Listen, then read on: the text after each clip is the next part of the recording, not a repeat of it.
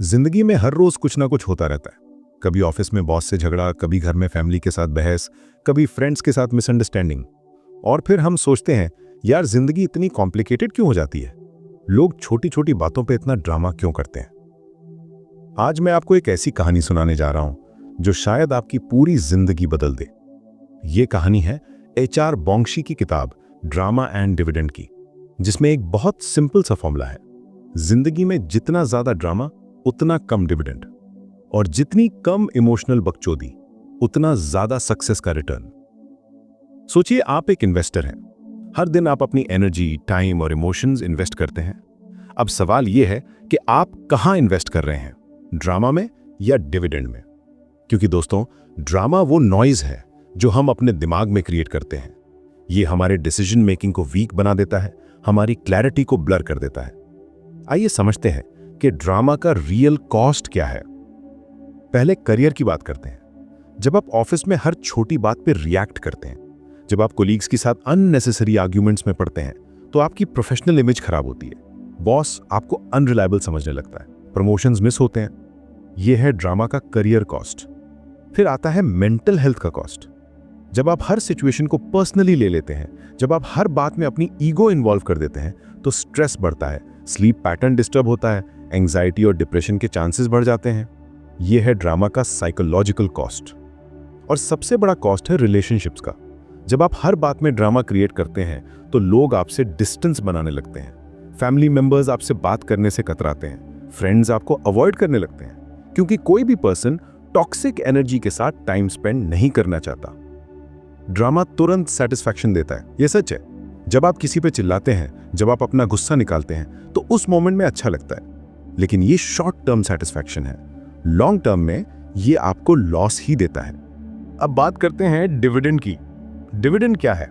ये है जिंदगी का real reward, peace of mind, stable income, लोगों का रिस्पेक्ट, इमोशनल स्टेबिलिटी। ये सब डिविडेंड्स हैं। और ये डिविडेंड्स तब मिलते हैं जब आप काम डिसीजंस लेते हैं, जब आप लॉन्ग टर्म थिंकिंग करते हैं। यहां एक बहुत इंपॉर्टेंट बात है, जो अपनी इमोशंस कंट्रोल करता है वही गेम कंट्रोल करता है। ये है इमोशनल इंटेलिजेंस का रियल पावर। इमोशन आपका एनिमी नहीं है, लेकिन अनकंट्रोल्ड इमोशन सबसे बड़ा दुश्मन है। रिएक्ट करना और रिस्पॉन्ड करना में बहुत फर्क है। रिएक्ट करना इंस्टेंट होता है, इमोशनल होता है। रिस्पॉन्ड करना थॉटफुल होता है, कैलकुलेटेड होता है। जब कोई आपको प्रोवोक करता है, तो आपके पास चॉइस है। आप रिएक्ट कर सकते हैं या रिस्पॉन्ड कर सकते हैं। सिर्फ 5 सेकंड का पॉज आपकी पूरी जिंदगी बदल सकता है। लेकिन सवाल यह है कि लोग ड्रामा क्यों क्रिएट करते हैं? पहली वजह है lack of clear life purpose. जिस इंसान का लाइफ पर्पस क्लियर नहीं होता, वो ड्रामा को एंटरटेनमेंट बना लेता है। दूसरी वजह है अटेंशन सीकिंग। कुछ लोग नेगेटिव अटेंशन भी चाहते हैं, क्योंकि उन्हें लगता है कि कम से कम लोग उन्हें नोटिस तो कर रहे हैं। तीसरी वजह है वैलिडेशन की नीड। जब आप ड्रामा क्रिएट करते हैं, तो कुछ लोग आपको सपोर्ट करते हैं, आपको सही बताते हैं। ये वैलिडेशन आपको अच्छा लगता है। चौथी वजह है इनसिक्योरिटी और ईगो।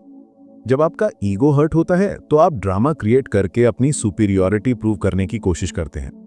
अब बात करते हैं डिविडेंड माइंडसेट की। डिविडेंड माइंडसेट का मतलब है लॉन्ग टर्म थिंकिंग। जब आप कोई डिसीजन लेते हैं, तो आप सोचते हैं कि इसका इंपैक्ट क्या होगा, आज नहीं, कल नहीं, बल्कि ईयर्स बाद क्या होगा। पेशेंस एक बहुत बड़ी क्वालिटी है डिविडेंड माइंडसेट के लिए। जब आप पेशेंट होते हैं, तो आप बेटर डिसीजंस ले सकते हैं। आप सिचुएशंस को प्रॉपर्ली एनालाइज कर सकते हैं।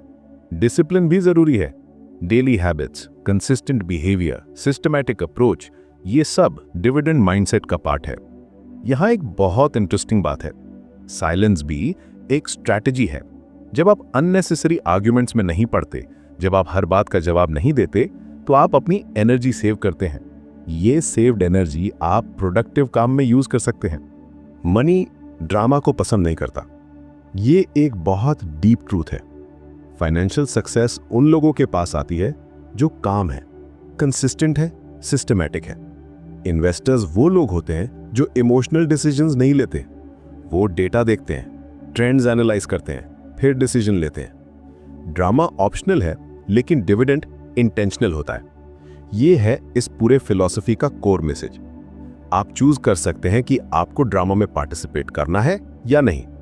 लेकिन अगर आपको डिविडेंड्स चाहिए, तो आपको इंटेंशनली उसके लिए काम करना होगा। जिंदगी एक स्टेज है, लेकिन आपको एक्टर नहीं, इन्वेस्टर बनना है। एक्टर टेम्पररी एंटरटेनमेंट देता है, लेकिन investor long term wealth create करता है। जब आप अपनी जिंदगी को इन्वेस्टमेंट की तरह देखते हैं, तो हर डिसीजन आपके पोर्टफोलियो में ऐड करती है। तो दोस्तों, अगली बार जब कोई सिचुएशन आए तो 5 सेकंड रुकिए, सोचिए कि यह ड्रामा है या डिविडेंड अपॉर्चुनिटी है। चूज करिए कि आपको क्या चाहिए, इंस्टेंट सेटिस्फैक्शन या लॉन्ग टर्म सक्सेस। क्योंकि जिंदगी में सबसे बड़ा डिविडेंड है पीस ऑफ माइंड, और वो तभी मिलता है जब आप ड्रामा को गुड बाय कह देते हैं।